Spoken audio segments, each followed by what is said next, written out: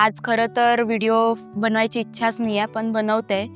कारण म्हणजे देवाने देताना मला 2 आया दिल्या होत्या आणि त्यातली आई आज देव माझ्यापासनं त्याच्याकडे परत घेऊन गेला.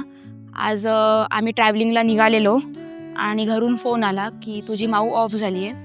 कारण काय असं मोठंसं नाही, अल्पशा आजारानेच गेली होती. गेले 1 ते 1.5 वर्ष कंटिन्यू आजारी होती. माझे जेवढे पण ब्लॉग, शॉर्ट व्हिडिओ असतील किंवा इंस्टाग्रामच्या रील असतील, पहिला लाईक आणि कमेंट माझ्या आईचीच होती. त्याच्यामुळे वाटतंय तर खूप वाईट, पण आता आपण काय करू शकत नाही. आयुष्यात पुढे जायला तर लागणार आहे मनावर दगड ठेवून. पण हातचा ब्लॉग मी तिला डेडिकेट करत आहे. तिला तर मी आयुष्यात कधी विसरू शकत नाही आणि तिची जागा आयुष्यात कोणीच घेऊ शकत नाही. कारण जेव्हा माझ्या मम्मीशी भांडण व्हायचं किंवा पप्पांशी भांडण व्हायचं, तेव्हा मला ती प्रोटेक्ट करायची. ती माझा सॉफ्ट कॉर्नर होती.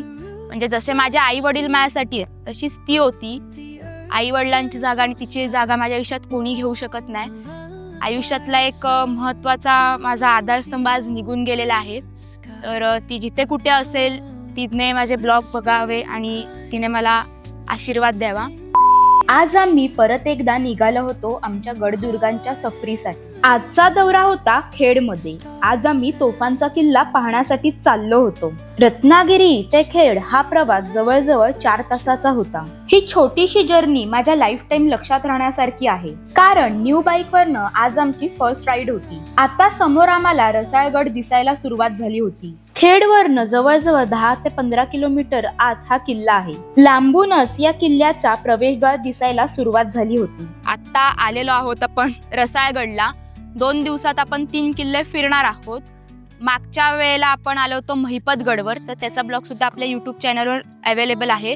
तो जाऊन तुम्ही सगळ्यांनी बघा.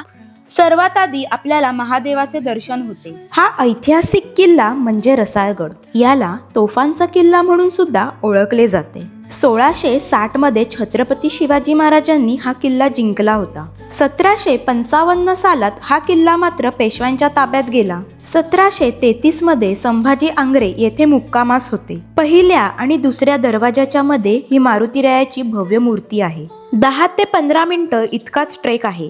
किल्ल्याच्या पायथ्याशी गाडी आरामात येते. या किल्ल्याचे सर्वात मोठे आकर्षण म्हणजे इथल्या तोफा. काही तोफांवर इंग्रजी अक्षरे आणि चिन्ह कोरलेली दिसतात. या किल्ल्यावर 18 ते 20 तोफा आहेत. गडावरील सर्वात मोठी वास्तू म्हणजे हे झोलाई देवीचे मंदिर. समोरच दीपमाळ आणि तुळशी वृंदावन आहे. किल्ल्यावर आपल्याला एक मोठे तलाव सुद्धा पाहायला मिळते. बाले किल्ल्यात आपल्याला जुन्या वाड्याचे अवशेष आणि धान्य कोठारे पाहायला मिळतात. हा आहे चुन्याचा घाणा. किल्ल्यावर आपल्याला काही ऐतिहासिक विरगळी सुद्धा पाहायला मिळतात. रसाळगड फक्त किल्ला नाही, तो इतिहास, निसर्ग आणि संस्कृतीचा सुंदर असा संगम आहे. मंडळी, रसाळगडाच्या प्रवेशद्वारातून वर आल्यावर अजून एक प्रवेशद्वार लागतो. माझ्या पाठी तुम्ही बघत असाल त्या प्रवेशद्वारामध्ये ना डाव्या साईडच्या कोपऱ्यात तुम्हाला इथे एक विरगळीचा भाग बघायला मिळेल. ह्याचा काही अंदाज येत नाहीये ह्याच्यावर काय असू शकतं, पण थोडंसं आपण नीट बघितल्यावर इथे 3 व्यक्ती आहेत एवढं तर नक्की.